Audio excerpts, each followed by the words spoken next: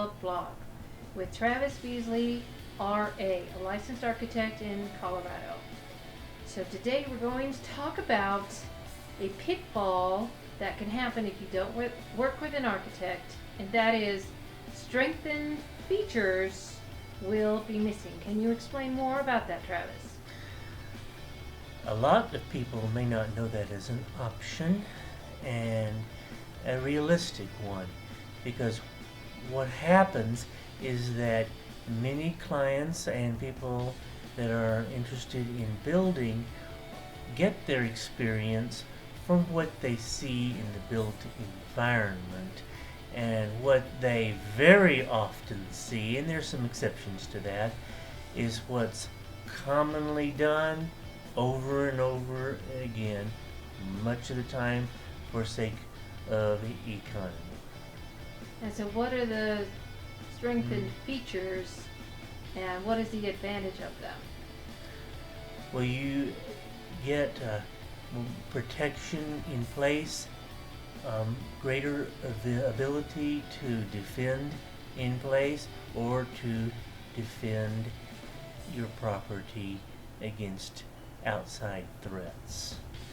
And we think that in this day, and maybe we don't want to really knee-jerk react, but with the events that have happened just in this calendar year alone, it merits a lot more consideration than it might have been.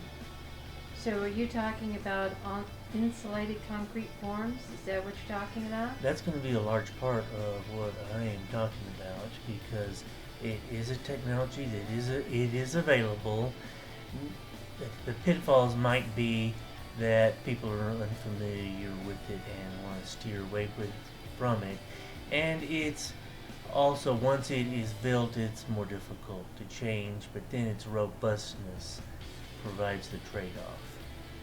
And so what kind of threats will it protect a homeowner or a business owner, a commercial property from? Because it can be used in commercial applications. That's true. And it can be a protection against ballistics, fire, intrusion, and high wind events. And speaking of high wind events, it can also wind-driven projectiles. That's a great hazard in tornadoes. So it also is sustainable. So explain about that. It will last longer, and it will provide a greater insulating quality as well. And that will help with utilities and things of that nature? Yes, it will. Right, so in the long run, it actually is a very good investment, both for the pocketbook and for the environment. Is that correct? Correct. All right. And you personally have had great amount of passion for insulated concrete forms and that kind of robustness. What led you to have that kind of passion?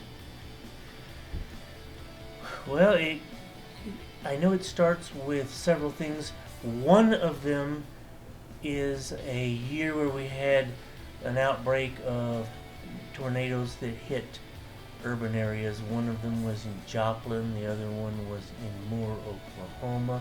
I think there was another one in Tuscaloosa.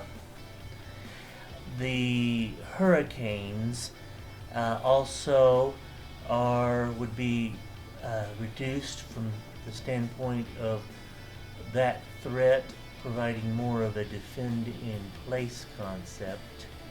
Now, there are more considerations to be taken, but one of the hurricanes, I think it was Rita, triggered a mass exodus that really did not be necessary for everyone that did end up trying. I think there was a lot of hysteria that triggered it.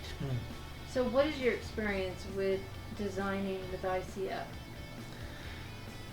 The experience is that I have done residences, and I have done commercial projects also with it. It does need to be designed if pretty carefully and probably taken to a greater extent than it's often taken to realize its benefit. Now, from your experience, not many architects have that kind of knowledge. Is that correct? Well, it always depends from one firm to another. It may be more correctly stated that many home builders don't have the experience, and they'll either shy away from it or charge real high for it. I see.